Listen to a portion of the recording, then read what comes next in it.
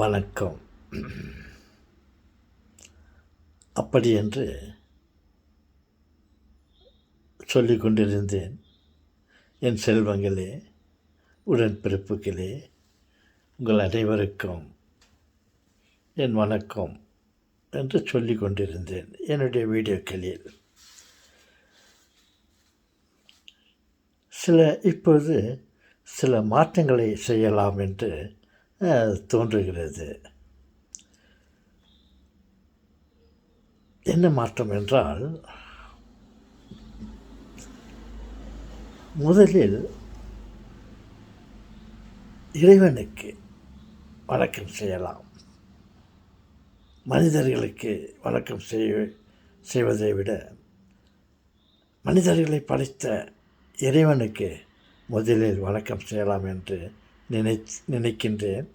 அதற்காக என் உயிர்களே, என் உடன்பிறப்புகளே, என் செல்வங்களே, என் அன்புகளே என்று சொல்லிவிட்டு நான்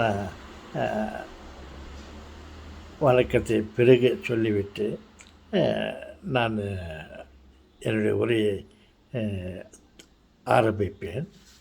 இனிமேல் இறைவனுக்கு வணக்கம் செய்துவிட்டு உரையை ஆரம்பிக்கலாம் என்று நினைக்கிறேன்.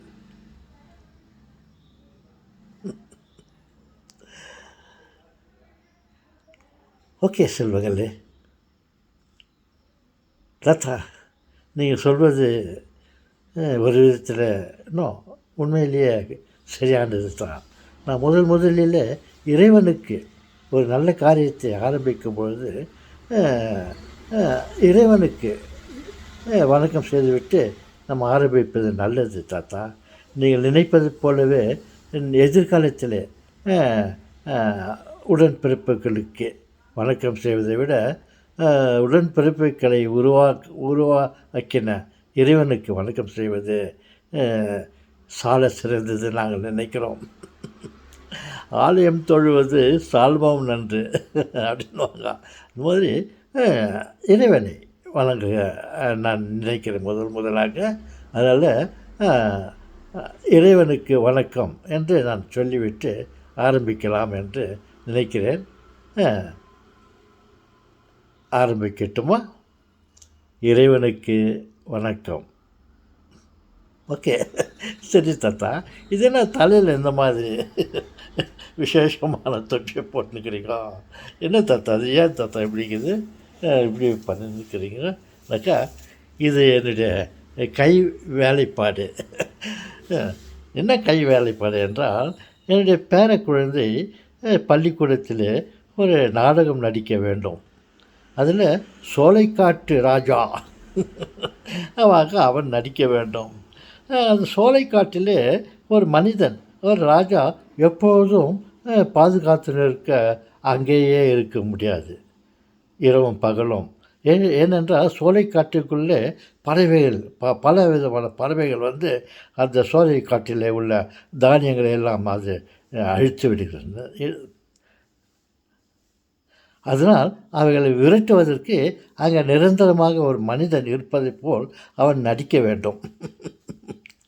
அதற்காக தாத்தாவை என்னிடம், தாத்தா எனக்கு ஒரு மனிதன் போன்ற ஒரு உருவத்தை பண்ணி அதில் அவன் தொப்பி அணிந்து கொண்டு இருப்பதை போல் நான் நடிக்க வேண்டும். அதற்கு எனக்கு ஒரு விசேஷமான தொப்பியை பண்ணி கொடுங்கள் தாத்தா என்று கேட்டான்.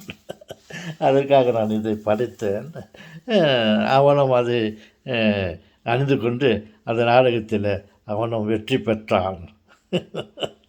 தாத்தா நல்லா பண்ணிக்கிறீங்க தாத்தா. தலா எப்படி தாத்தா தலா பண்ணிக்கலான்னாக்கா, கை வேலைப்பாடு.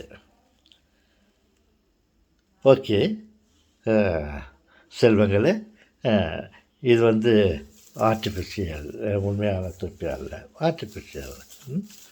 நீங்கள் பறவைகள் இதை பார்த்து பயந்து ஓடிவதைப் போல நீங்கள் என்னை பார்த்து பயப்பட வேண்டிய அவசியம் இல்லை.